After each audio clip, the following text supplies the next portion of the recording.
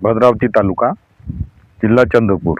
तर तुम्ही आज जे शेती शाळेसाठी इथं आले, हे म्हणजे कसं काय तुम्हाला वाटलं की आपण शेती शाळेला जाऊ बा म्हणून? मी आधी यूट्यूबवर हे बघितले व्हिडिओ हो, आणि त्यानंतर ठरवलं मी यासाठी. त्यानंतर आणि तुम्ही आता SRT आज जे तुम्हाला सगळं दाखवलं, शेतात कचरा दाखवला, पिकं दाखवले, जे काही सगळं दाखवले, हे पाहून तुमची प्रतिक्रिया काय असू शकते? आता हे पाहिल्यावर हे जे सांगितलं हे खरं आहे की खोटं आहे? आता हे आता कसं मी आता युट्यूबवर तर बघितलं, हा. पण आता म्हणजे प्रत्यक्षात पाहिल्यानंतर का बा आहे बा यासाठी आहे ना, हो. मग SRT मध्ये काहीतरी आहे. तसंच आज आमच्या जिल्ह्यातले पण त्यांनी एक शेती शाळा केलेली होती अमरावती जिल्ह्यात. ते शेतकरी पण आज शेतीला भेट देण्यासाठी आले. आपण त्यांची सुद्धा प्रतिक्रिया घेऊ. आपलं नाव सांगा. राजीव रामटेके, तालुका बाबुळगाव, जिल्हा यवतमाळ. आणि तुमची पहिली शेती शाळा कुठे झाली? माझी धामणगावला झालेली आहे, मल्ले साहेबांकडे. तरी पण आज तुम्ही पुन्हा शेती शाळेला आले भेट द्यायला. हो, तर आज तुम्ही आता जे सगळं पाहिलं, SRT सुरू केली बरोबर. पण SRT सुरू करून सुद्धा आज हे सगळं पाहिलं, तुमच्या काय वाटते तुम्हाला? नाही, आज समाधानकारक वाटते का जे आपल्याला असं काही वाटत होतं का बाबा असं असं होईल का, असं असं केल्यानं म्हणजे आपल्याला योग्य राहील का, म्हणून माझी इच्छा होती का आपण प्रत्यक्ष जाऊन पाहायचं. बरोबर. आणि आता तर यंदा आपलं पहिलं वर्ष आहे. आता पुढच्या वर्षी आपल्याला गचाटातच आपल्याला हे करावं लागणार, उडी घ्यावं लागणार आहे, पहिले पाहा लागत. म्हणून आता म्हटलं प्रत्यक्ष पाहायचं. पण आता समाधान वाटू राहिलं का काही हरकत नाही आपल्याला उडी घ्यायला, बिलकुल काही हरकत नाही. आणि प्रत्येकानं घेतली पाहिजे आणि हिंमत करून आपली घेतलीच पाहिजे. आणि काळाची गरज आहे. कमी खर्चामध्ये आपल्याला उत्पन्न घ्यायचं असेल तर आपल्याला SRT शिवाय पर्याय नाही. बिलकुल बिलकुल. तसंच आज आपल्या आर्णी तालुक्यातून निलेश गजबे हे शेतकरी पण आले आहे. आणि याचं विशेष का यांच्याच हातात ती वस्तू सापडली होती. पहिले आपण त्याचं नाव विचारू. तुमचं नाव सांगा. माझं नाव निलेश मारुती गजबे, राहणार माळेगाव, तालुका आर्णी, जिल्हा यवतमाळ. बरं, आज तुम्ही इतक्या लांबून आले, तुमची शेती पण चांगली आहे, कपाशी पण छान आहे. आज त्यांची कपाशी 2 फुटाच्या जवळपास आहे, त्यांनी उन्हाळ्यात लागवड केली. पण आज तुम्ही आमच्यावर तुम्हाला काय सापडलं? आज आम्हाला जीवाणू सापडले, गांडूळ.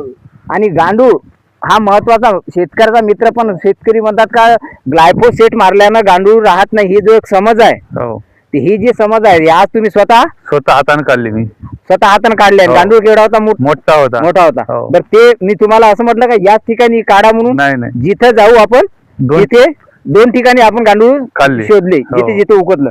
म्हणजे आपल्या SRT शेतीमध्ये गांडुळाचं महत्व जे आहे ते खूप महत्वाचं आहे. तुमचे खास करून धन्यवाद का तुम्ही ते गांडूळ या सगळ्यांना दाखवले. तसेच इथे एकदा ट्रेनिंग करून गेलेले एक शेतकरी आहे, ते सुद्धा आज इथे आलेले आहे. तुमचं नाव सांगा.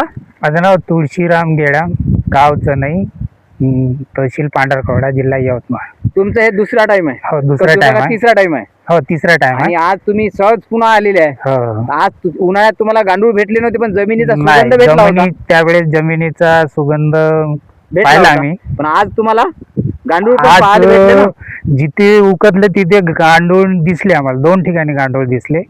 हे एक म्हणजे खूप हे आहे. SRTची विशेषताच ते आहे की गांडूळ पाहायला मिळतात, पण त्याच्यासाठी तुम्हाला पहिले 2-3 वर्ष त्याचं खाद्य, त्याची शेतीच्या पद्धतीने रोटावेटर बंद ठेवावं लागेल, नांगरटी बंद ठेवावं लागेल. ह्या गोष्टी आहे ना.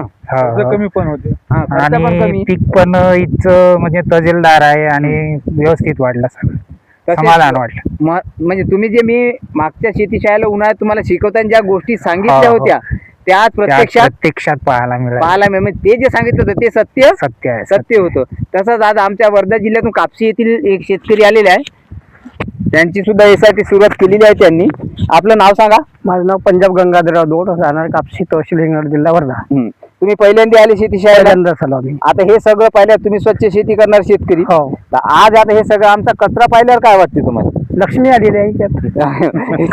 पण आता लक्ष्मी आलेली आहे, पण तुमच्या घरी डायरेक्ट जरी करतो म्हणजे ह्या लक्ष्मीला तुम्ही येऊ देणार नाही ना? नाही, आता येऊ देऊ. आता येऊ द्या पाहिल्यानंतर. म्हणजे ना कचरा जरी असला शेतात, जितकं तण असलं, पण हे तणच आपलं धन आहे, हे आपण विसरलो होतो. हा महत्वाचा मुद्दा आहे. कारण तणाले आजपर्यंत आपण काय फक्त आपलं नकारात्मक दृष्टीने पाहिलं. जसं तुरीचं पीक, उदाहरण सांगतो तुम्हाला का तुरीचं पीक आजपर्यंत तुरीच्या पिकाला आपण फक्त 4-5 तास कपाशीचे झाले जे तुरीचं तास लावायचं. कायचा उद्देश होता? फक्त डाळी पुरता. पण त्याला जर मुख्य पिकाचा दर्जा दिला तर ते तुम्हाला एकरी 14-15 क्विंटल उत्पन्न देते. आता शेतकरी त्या भानगडीकडे वळून राहिले झोकू हळूहळू.